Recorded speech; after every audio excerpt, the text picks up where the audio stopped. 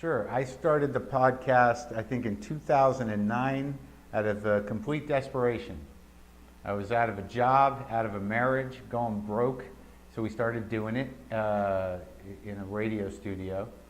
My producer, Brendan McDonald, and myself. And then it just evolved. It evolved into this thing. Like there was a period there where it was like, we didn't know what it was going to be. We had different segments, different people in the room, and then over time, over about a year, it kind of became this interview show. So it's basically a one-on-one interview show with me talking to another person, not unlike this. Sometimes two people occasionally, but that gets tricky because then I got to add a mic. Three people's out of the question. That's a good question that I rarely know the answer of, but I think the objective is to at least have a connection to get to a point where the conversation is, natural and loose and, effortless in the way that there's not the idea that you're doing something, that it's not an interview. Like it's very good if I get into the garage and I don't generally know where it's going to go, and that's better. I know what they've done usually. I know why they might be there, but it's better if something surprising happens that is both kind of exciting for me and them, and then you don't think about it being recorded or that something has to be done. I don't think it changes by virtue of what they do. It does change, because of how I feel about them and their work sometimes. With the president, Obama, we had an hour, and I did have to plan that out fairly efficiently.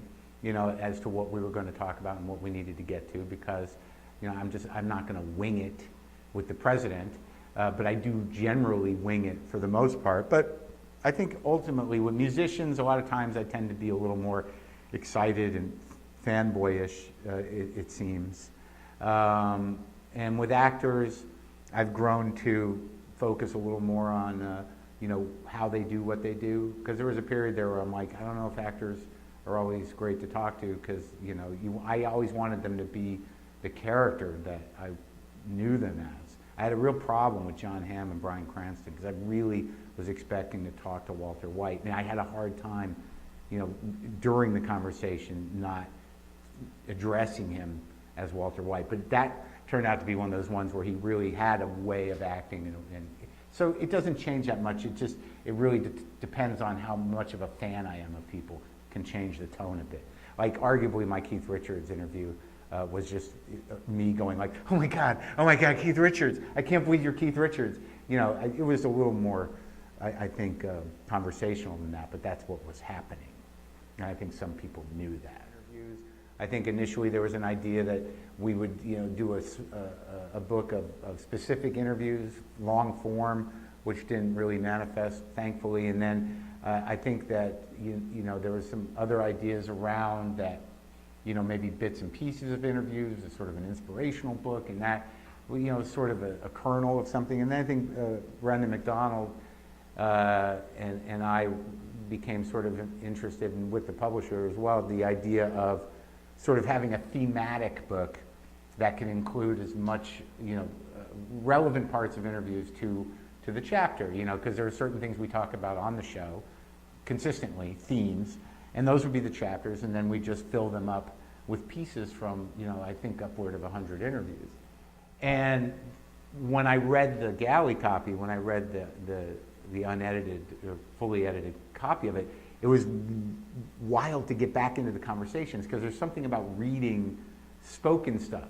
Like the way people talk is not the way people write. When you write, especially now, you can play with a paragraph for a year if you want and move it around. But what happens in a moment where people are just having the thoughts or having the conversation, it's an entirely different delivery system. Like there's an entirely different engagement with it because it's conversational. And when you read that, I believe it goes into a different part of the brain, that there's a lyricism to it, there's a continuity to it that is unlike written.